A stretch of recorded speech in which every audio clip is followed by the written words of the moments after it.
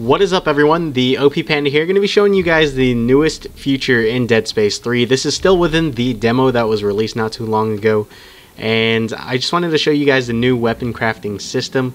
Now, within the demo, you're able to create a lot of the weapons, and you're going to have unlimited health just because of the fact that you're going to be able to try them out on the monsters that you call in. So, I'm going to go ahead and kill this wave, actually, before I start showing you the weapon crafting system. But in my opinion, I do really enjoy the weapon crafting system just because you're able to play pretty much the way you want to in terms of what weapons you want to use, which, you know, in the past two Dead Space games, they didn't really have much of a selection for you in terms of being able to do what you want. A lot of the weapons were already, you know, set for you in blueprints that you would find throughout the whole game. But this time around, you're going to be able to create your own blueprints in which you're going to be able to share with your friends as well. So I'm going to go ahead and show you the basics for this episode. I might go into a different episode to actually show you different types of guns, you know, that I might think works best. So I'm going to go ahead and skip this tutorial real quick just so I could explain it to you myself. Now I'm going to go through this menu right here from left to right. Now this is the weapon crafting tab. Pretty much once you go into here, you're going to be able to craft your weapon, so we'll go back to that. But let's go into blueprints. Like I said, if you create a blueprint in the game, you're going to be able to share that with your friends. So that's a really good idea to make sure you guys do create these blueprints. And, you know, when you jump into a co-op game, you're going to be able to share that. And, you know, possibly if you had the better gun, you'd be equipping your friend with a better gun as well. So, a really good idea to do that. Anyways, weapon upgrades. Improve weapons with upgrade circuits. Now, when you go into here, this is the way to make your gun a lot more powerful, a lot more useful in terms of reload speed, rate of fire, damage, and the ammo clip size, I guess. And you guys are going to notice that it does say upper tool upgrade circuits, lower tool upgrade circuits, and that just means which attachment it is pretty much. So the upper tool is pretty much your main gun, and the lower tool is the alternative fire. So for the most part, you're going to have 4 slots to improve your gun with, but I noticed with other guns, we might be able to see here, nope, never mind, it has everything unlocked. But yeah, you might have to unlock some of these slots here with future guns that you do create, which of course will cost parts as well. So it's really cool. In my opinion, of course, adding reload speed and damage to me would probably be the most important aspects in a gun and trying to survive a fight in Dead Space. So we're going to take a look at that next time. That's just one of the other modifications that you could do with your gun. And as we move to the right, you have craft items, which you're going to be able to craft, share, and sell consumable items. Now, I'm not sure what selling is going to play in this part, just because in the demo that I've played, I didn't see any stores around, so there was nothing really for me to buy. But I'm guessing there is probably going to be a store in there, and you're going to be able to buy these items as well as craft them. So here you're able to craft ammo clips, med packs, and stasis packs, and I'm sure you might be able to craft some more things within the main game. So that would be good, especially if you have the blueprint for it. That would be something you're going to want to use. And of course, you have the safe, which you're going to be able to share, sell, and manage your equipment. So if there's any guns that you're tired of using, definitely put them in here in case you want to save them for future use, just in case it might suit the battle ahead of you. In case, you know, if there's a lot of enemies, I definitely tend to use a lot more of a gun that has a pretty good spread damage, such as a shotgun or the bigger plasma cutter, in my opinion, that you guys might have seen from like part 1 or 2. So it's always a good idea to save your guns. And anyways, we're going to go back to weapon crafting. Now, this is pretty much just an introduction that I'm going to do for you guys, just so you can kind of get a idea of what you're going to be doing with weapon crafting. Right now I only have 2 slots. I'm thinking you're going to be able to have more slots in the actual game, maybe at least 4. At least that's what I remember having in Dead Space 1 and 2, I think, but maybe I'm just forgetting. But anyways, when you go into the crafting table here, you're going to be able to use a compact standard frame or a heavy standard frame. Now, in my opinion, the compact standard frame pretty much makes the one-handed guns, which to me are a lot weaker, but normally you get to shoot them a lot faster. So not really my personal choice. I would rather go with the heavy standard frame, which makes more of the heavy weaponry. When you use the heavy standard frame, you're going to be able to make things like rocket launchers and grenade launchers as well. So that's really good in my opinion. That's kind of like the first thing you're going to have to choose when creating a weapon. For now, we're going to go with the compact standard frame. Just to show you a quick example, we're going to go ahead and make a submachine gun, pretty much, which the military engine is pretty much what that is. It just shoots out, regular bullets, and you also have the plasma core, which is pretty much the plasma cutter, the pneumatic torch, flamethrower, and telemetry spike. These are pretty much the bolts. Now, I'm not sure if it's the same thing, because I have been trying to impale enemies to the wall, but I haven't been able to do that yet. Maybe that's just because I'm using the compact frame. I'm not too sure if I'm going to be using that with the heavy frame, so it might actually work. I might have to try that out in one of the future episodes. But for now, like I said, we're going to go with the machine gun. And every time you put in a part, you're going to be able to see that in the picture right in the center.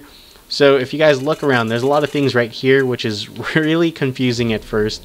So if you guys might want to do the tutorial, but for the most part, when you get into the lower tool, that's pretty much whatever attachment you want to put underneath your main gun. So if you wanted another machine gun under your gun, you can do a double military engine and have that. You could also put in a plasma cutter. Oops. Actually, no, let's go back. Plasma cutter, flamethrower, I keep doing that, or the telemetry spike. Now, in my opinion, when using the compact tool, I think the best combination, of course, is the plasma cutter with the military engine. Now, that's just me. And when you guys use the compact frame, there's not a lot of combinations, in my opinion, that you could do. It's more of something to use real quick and reload fast. Now, when you use the attachments for these guns, you're also going to find a lot of different things here. You have the ammo sweeper, stasis amplifier, which stasis shots have larger radius. Safety guard prevents user from taking splash damage from explosive weapons. You have one that increases the explosions. Ammo support increases clip size for self and for your partner, so that's pretty cool to have if you're playing co-op. And of course, there's the scope, which I would not recommend for the compact frames, in my opinion, but I think the best one would probably go with the ammo support. And you also have the attachment 2 to go on the side of the gun, which I would probably go with the ammo box or another ammo support, but I think the ammo box is actually a little more useful than ammo support. There's also electric charge stasis coating, which shoots out ammo that can slow down your enemies, as well as another explosion amplifier. So my favorite out of all these really is just to increase that weapon clip. And if you could keep on shooting, that's probably the best thing for you. Or if you could slow down the enemies, that's also a good thing as well. But don't forget though, electric charge or flame glaze can increase the damage against your enemies, which an added effect is always a good thing. So like I said, I'm going with the automatically reloads weapon after emptying clip. Just think of that as fast reload, just because of the fact that you don't really have to reload. And now to even offer more, or actually let me go to upgrade circuits. This is pretty much what I'm talking about right here, where you have to unlock the circuits to upgrade the weapon even more. But I'm not going to do any of these in the demo, just because it's something it's not something that you actually see affecting the gun. I just want to show you guys what the gun turns into. But also, you guys are going to notice right here it says upper tooltip on the top right corner, and it just says default. You guys could actually change that. You can't create anything new right now, or I'm not even sure if you could create some for the compact frame guns, but you could do it for both the bottom and the upper. So right here you could actually do a different type. So it tells you what it does, and it creates a wide plasma cutter beam, which the compact conic dispersal tip is going to be good because it adds more damage. But as you can see on the bottom right, it makes the clip size a little smaller and the speed a little slower. So you also have the compact directed ejection field, which of course the speed goes up a lot and the clip size goes down as well. In my opinion, because you have a machine gun already or an SMG, you're going to want to go with a higher damage rate weapon and probably attach the compact conic dispersal onto that to create a powerful weapon and a fast weapon at the same time. And to me, this is exactly why the weapon crafting system is pretty good in Dead Space 3, and I'm probably going to enjoy making a lot of different guns. I'm going to go make sure I create the blueprint, which if you guys see on the bottom it says press Y to do that. That's always a good idea just in case you want to share it with your friends, like I said a while ago. So after you're done creating a weapon, you're going to be able to choose whatever you want to replace. So we're going to replace the plasma cutter, because I'm pretty sure a lot of you have seen the plasma cutter before, and it goes into this whole creation process, as you guys can see right there. Back out of the workbench, and we're going to be able to test the weapons out. Now, keep in mind, because the plasma cutter is just an attachment, you're not going to be able to swivel it vertical or horizontal anymore.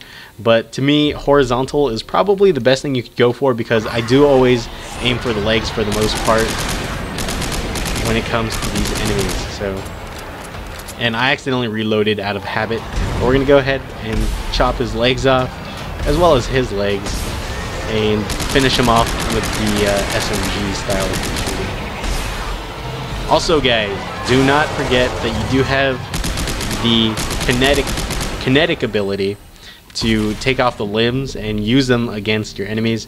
So that's another weapon that you'll always have with you to use against the necromorph hordes. So anyways, that's it for now. So hopefully I do get better at making these guns for you guys and find a better way to show you them rather than doing the whole process. But like I said, it's an introduction to the weapon crafting system. So I will be back with some more videos. Hopefully you guys found it useful.